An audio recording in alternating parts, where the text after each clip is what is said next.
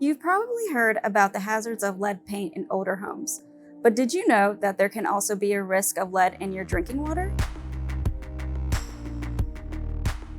Lead is a bad thing, no matter where it comes from, and there is no safe level of lead in drinking water. In children, low levels of lead exposure have been linked to learning disabilities, behavior problems, and other issues. To protect yourself and your family, you need to know where lead comes from, if you're at risk of lead exposure, and what you can do to keep lead out of your drinking water. When your drinking water leaves the City of Richmond's water treatment plant, it does not contain lead. So how might lead get into the water and your home? Lead can be in the piping materials that connect older homes to the water mains. These pipes are called service lines, and for homes built before 1986, it was not uncommon for service line piping or their joints to contain lead.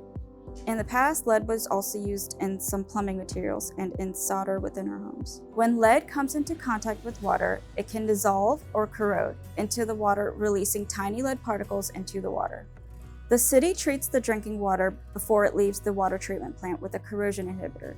This corrosion inhibitor minimizes the corrosive effects of the water. The city's drinking water goes through hundreds of tests every day and has been in full compliance with EPA's rules about lead since they were put in place in the early 1990s. But as long as there is lead piping material, there is a chance for lead to enter your drinking water. So how can we eliminate this risk? Well, if there is no lead touching your water, there is no risk. Removing even the threat of lead by replacing lead service lines is a shared responsibility, as the ownership of service lines is split between the city, which are in the public right-of-way, and the property owner, which are considered the private lines.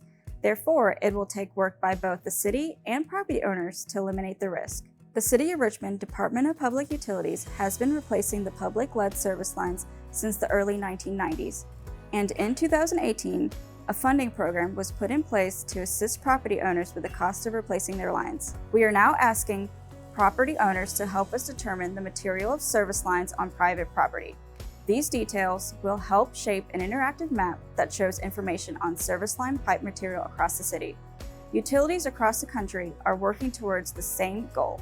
For more details about how you can help this effort and about funding for replacement of lead service lines, check out this information below or scan this QR code. In the meantime, there are steps you can take right away to protect your household. You should always begin with cold water for drinking and cooking. When you haven't used your water for several hours, flush out the pipes to remove any lead. You can do this by running cold water from the faucet, taking a shower, doing a load of laundry, or washing dishes. Consider capturing the extra water from the faucet and using it to water plants or even for flushing the toilet. You should also clean out your faucet aerators because they can collect lead particles. Make sure new plumbing fixtures are certified as lead-free, and you can even purchase a home filter certified to remove lead. If you do, make sure you follow the manufacturer's instructions to ensure it's properly maintained. You can also have your water tested by a certified lab to see if lead is present. The City of Richmond's drinking water is clean, safe, and reliable. We all play a role in keeping it that way. Together, let's get the lead out.